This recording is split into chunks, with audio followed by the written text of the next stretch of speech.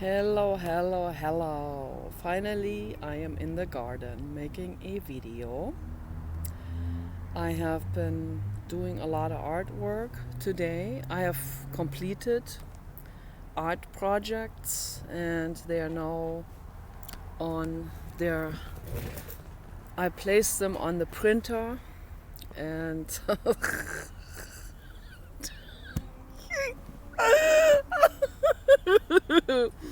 I have an old printer that we're not even using anymore, but it works. But I haven't been using the printer anymore, but it's just in the shelf, and I thought, why not decorate it with my artwork? So the sun is coming from the side, might bring an alien spaceship with it. If sunbeams of love come just in that lens from the side, then sometimes it creates this optical spaceship apparition. Okay, and that is how these outer dimensional beings appear. That's how they show themselves. They show themselves through those kind of patterns that we can detect here. But to most people, that would not be something so extraordinary. Okay. For me, it is. Okay. I have spaceships on photo from the past, where, and that was not intentional. We were on a parking lot in front of a store. I'm always waiting with the dog for Paul. And usually I've been making photos or videos, and the sun would sometimes come from the side into the camera lens, and then the effect would be a red glowing alien spaceship from out of space appearing in the photo and in the videos too.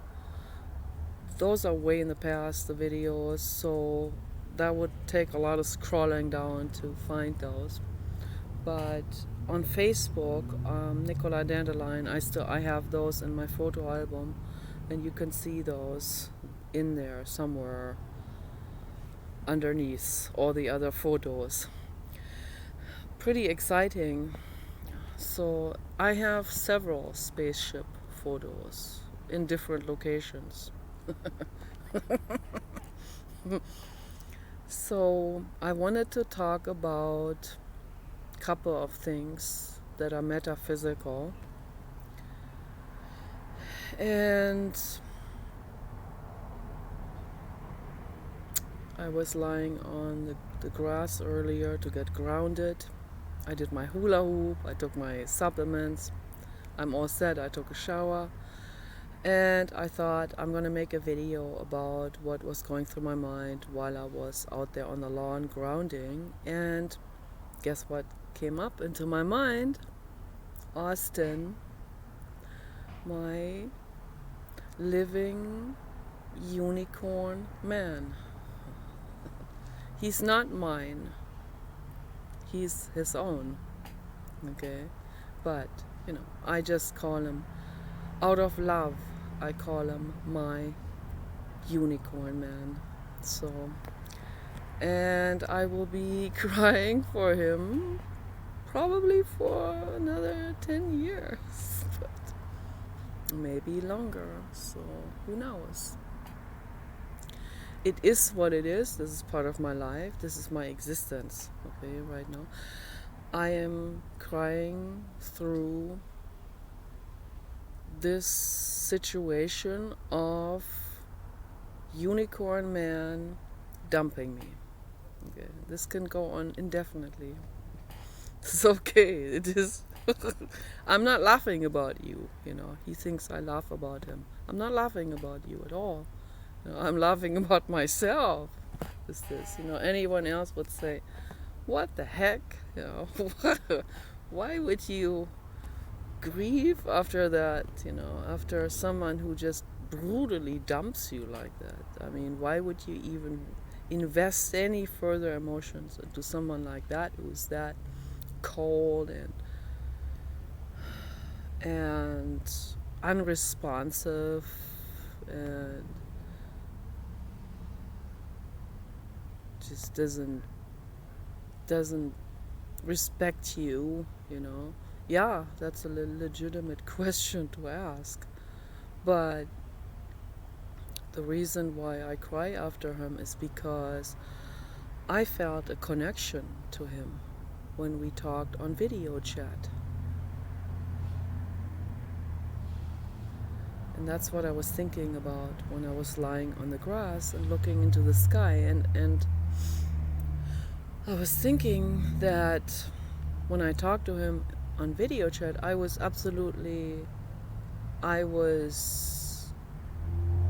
so surprised. First of all, the surprise was so huge. The surprise was so huge that I almost didn't believe my eyes. Like, wow, this guy is real. That guy, that's not some stolen photos from an animation movie. That guy is real. Wow. With real tattoos under his eyes, which I'm against tattoos. Okay. But it's Austin, so I accept that. But don't do any more tattoos, okay? Just don't do it. Don't do that to your precious skin. Please don't do it. I have a birthmark. I want to show you. I don't know if you can see it. Probably it's very pale. I don't know if that shows. Right there, I have a birthmark of a heart. And I have some other birthmarks or spots that look like hearts. So, and my dogs had those too. They had very large spots of hearts. All of my animals. So, and that's very nice to have that. That means we have a big heart. That's what it means. But I would never have someone inject ink into my skin.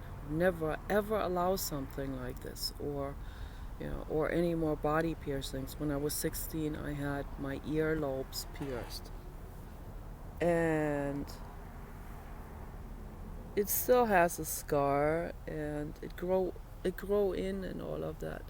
But the scar tissue in there is always very susceptible to some pathogens coming in and causing problems in there, and then causing pus and stuff like that. So I put bentonite clay on it to protect it. But the scar tissue in there made it so that it didn't really grow together. It still has a hole in it, and I don't like that at all. And I totally regret having done that.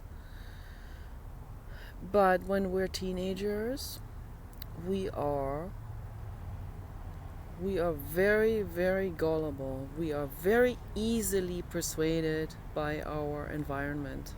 Okay, that's why if I had a boy or a girl, I would be very overprotective with them until they're 18. And I would still try to be overprotective after that. But then legally I could not dictate to them anymore what to do, but I would be an overprotective dog and teenage mother. I mean teenager, a mother of teenager, not teenage mother. So they're certainly not. Although I was, when I was 19, I was pregnant. but I knew better than to put them into the world. So And then again at 32.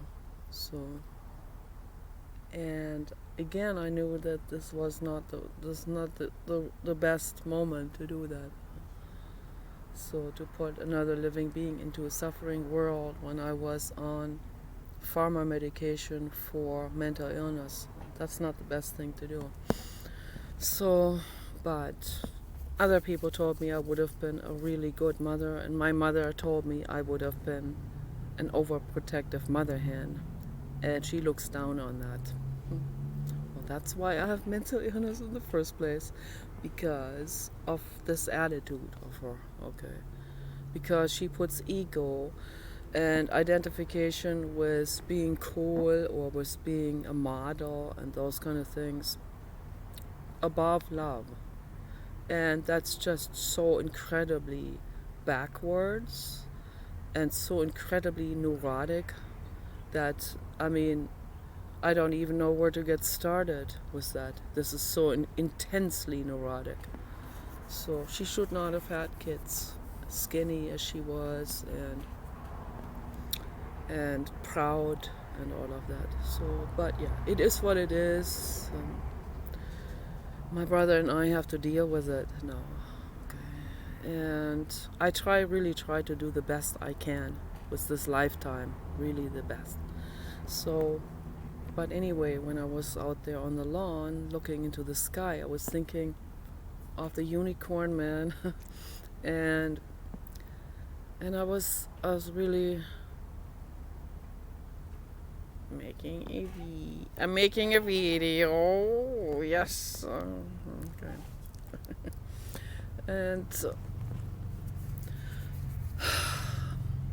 And I was thinking about this one. There was an Outer Limit movie.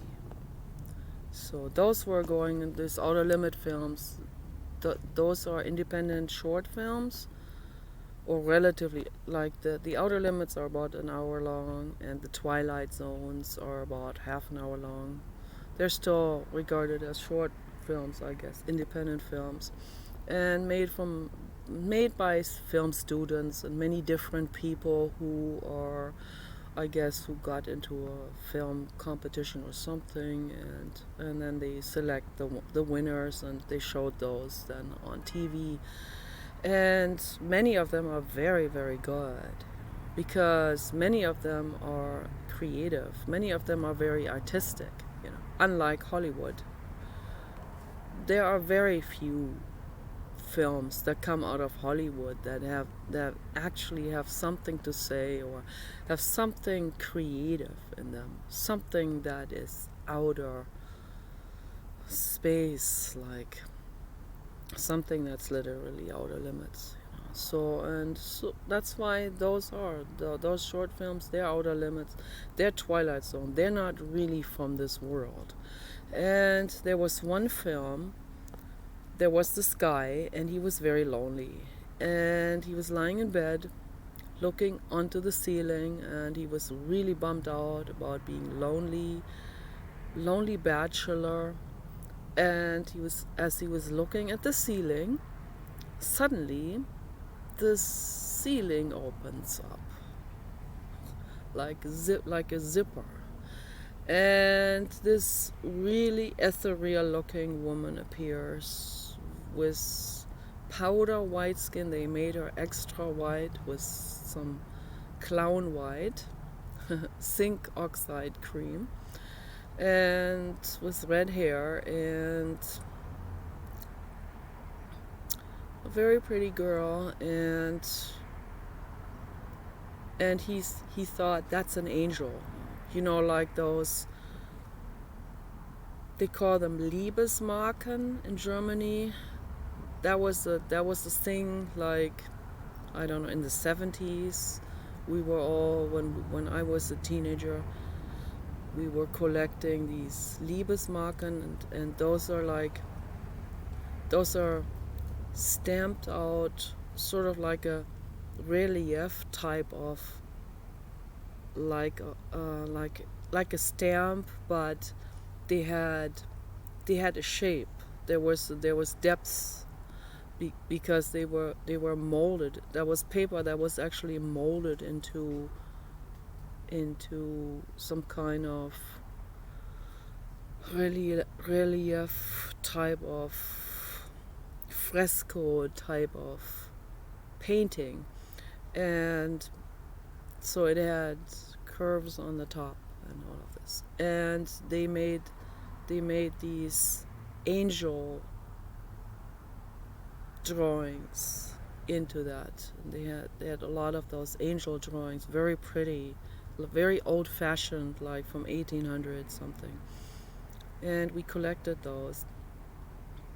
And so this film that reminded me of those Liebesmarken, which is translated into love stamps. So, or I don't know what does Marke translate into English.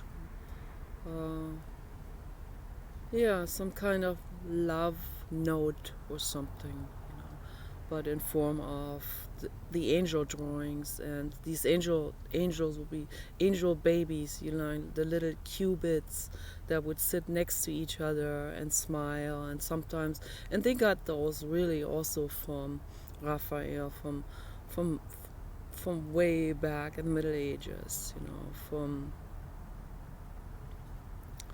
I guess, from like around 1500 Italy, fresco paintings by Raphael or by Leonardo da Vinci, and they would paint those angels, and they would be looking down on people on the ceiling, and so, and that's what I think this film was also really trying to get at, that those things are actually real, and they're actually aliens from out of space. But people didn't know. They attributed their religion to it. They made it into a religion.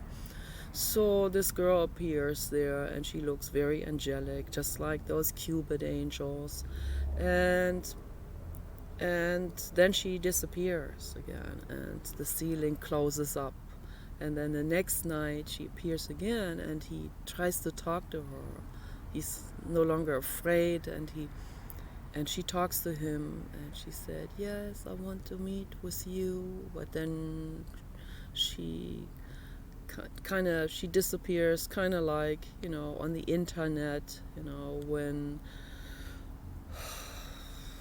when a video kind of flickers with digits and then disappears, or when an elusive lover decides to dump you, in that same way. But then the next night she appeared again, and she was able to descend down from the ceiling into his bed and right on top of him. And they made love, of course, and it was literally heavenly. And they were lying in bed together, talking and looking at the ceiling, both of them.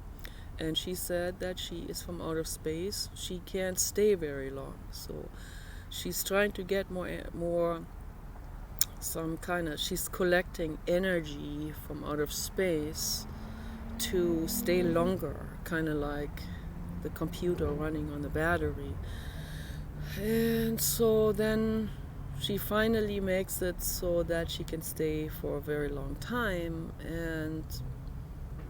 But then some scientists found out about her, and then they were all coming after them, and they wanted to abduct her. They wanted to do tests on her because they want to find out what she's made out of, and so that they might be able to get something out of it technologically for themselves. That's how humans are, And he tried to hide her from them, but they got her anyway, and they did a bunch of radiation tests on her, and it was very hard on her. And I don't know how the film ended finally. I think she eventually disappeared because it was just too much for her on this planet, and he was heartbroken over it. And so talking to Austin in the video call felt to me like one of those, like I was talking to one of those angels, you know.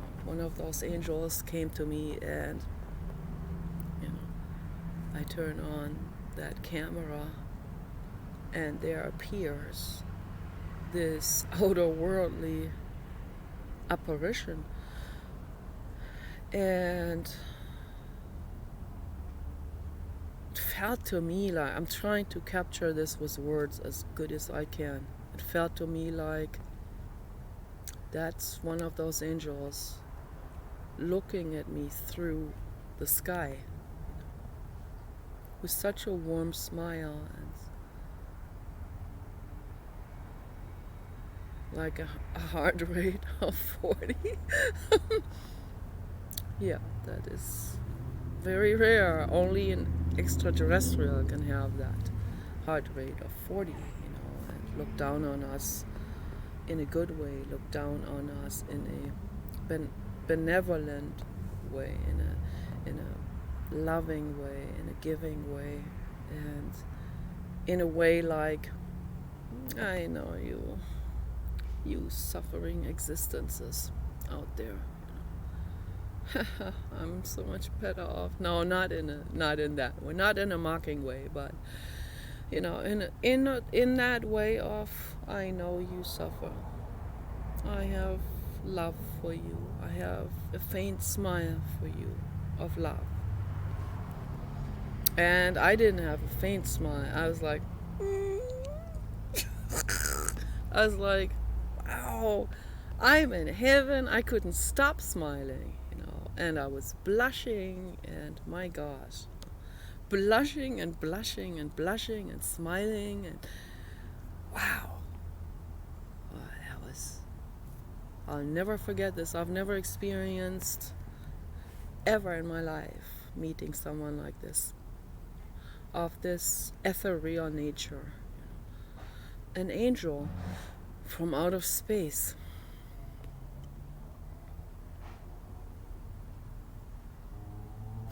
Who also has carnal needs, you know, and that's okay, that's wonderful, you know. There's nothing wrong with it, okay, at all. And I fell, I fell so deep, you know, head over heels. I don't have heels.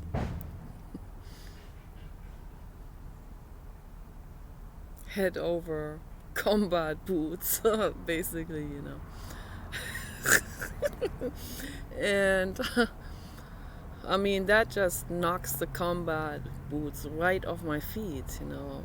That knocks the socks off your feet. And wow, I was just, it felt to me like being in heaven, and I forgot how old I am, so I was like, wow, I felt like I'm 16. Wow, I mean, that was intense. And I'm very childlike. I'm always very childlike. And that's what an artist is. An artist doesn't harden in any way, okay? We stay soft babies, we artists. And that's wonderful, you know.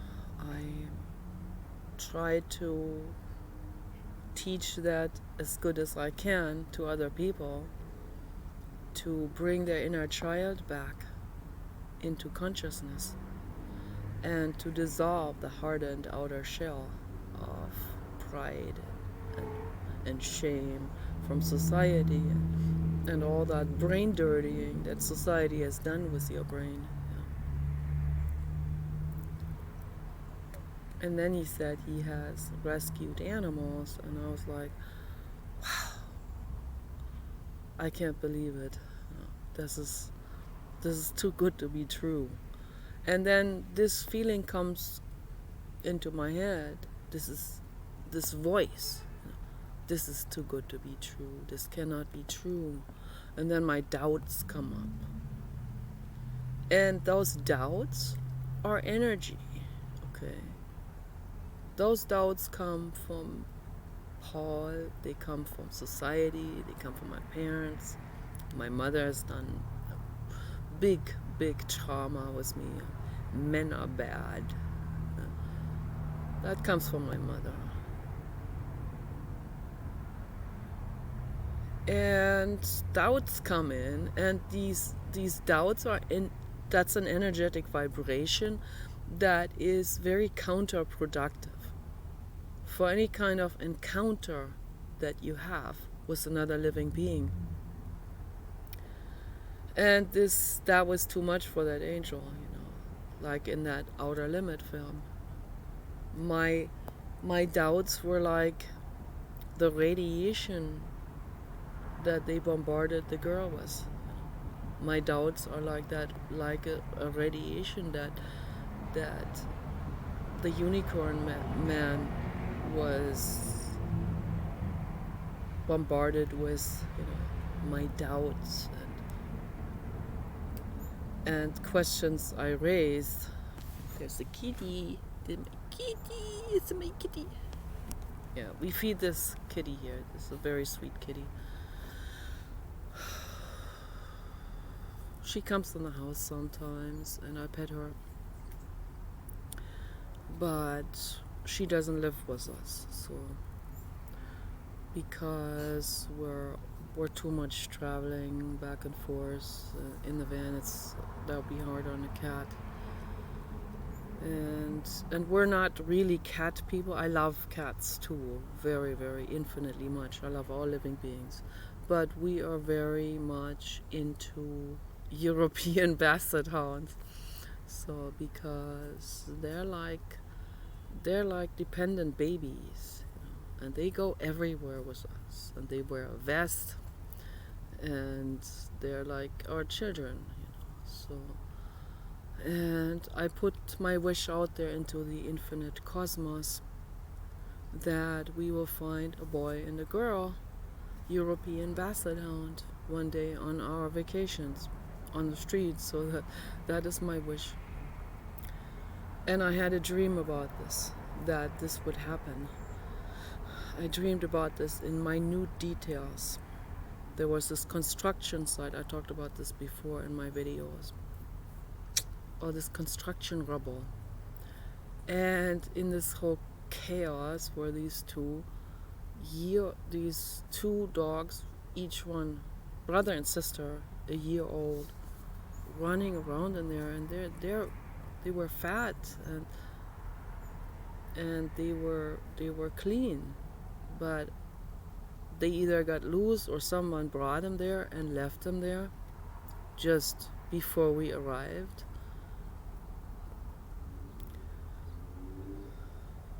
I have seen a lot of videos also today again on YouTube of people just dumping dogs in places where they can't even survive.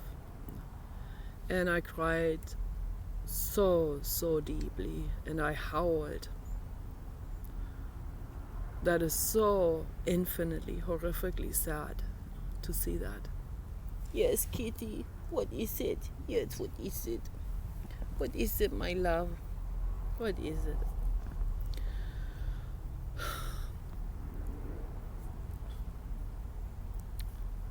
And I want to rescue European Basset Hounds from the street. That's my wish. And I also told people, if you have a European Basset Hound, I'm in the Basset Hound groups on Facebook. If you have one, please let us know. There was one person saying, oh, they're looking for a dog trainer. I said to potty train, and I said we can do that, but then we can't give the dog back to you, unfortunately. I'm sorry about that.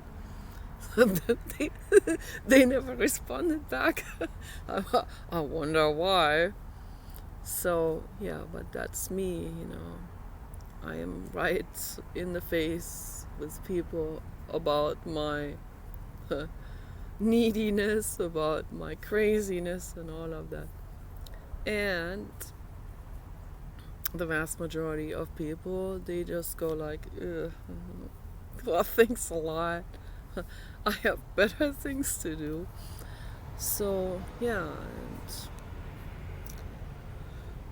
the unicorn man probably thought the same thing. He was like, oh, well, I have better things to do in my life than deal with that lady. And it's okay, whatever he feels, it's okay. I'm not mad at you for that. I'm just sad because I miss you, and it felt good talking to you. It felt really good. It felt like there's a world opening up to me with an endless horizon. Infinity was opening itself up to me in this form, those eyes, eyes of infinity. And as I was lying down on the grass earlier, I was thinking, yeah, I felt like a puppy in an animal shelter. And there is like a nice mother walking by, and the puppy thinks, oh, there's hope. Someone is going to rescue me. Someone is going to take me home and give me love and pet me, and they know exactly how to pet me, to touch my skin.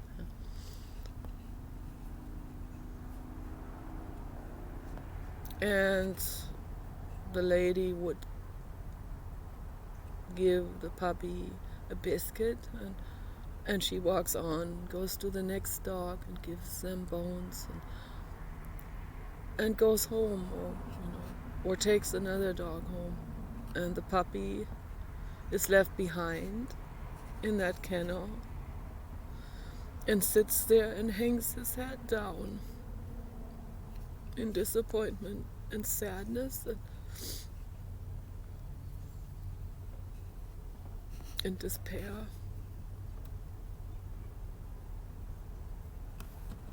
And that's how I felt.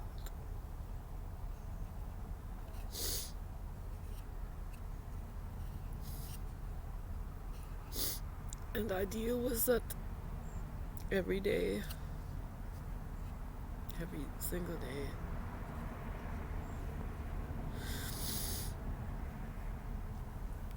Take care.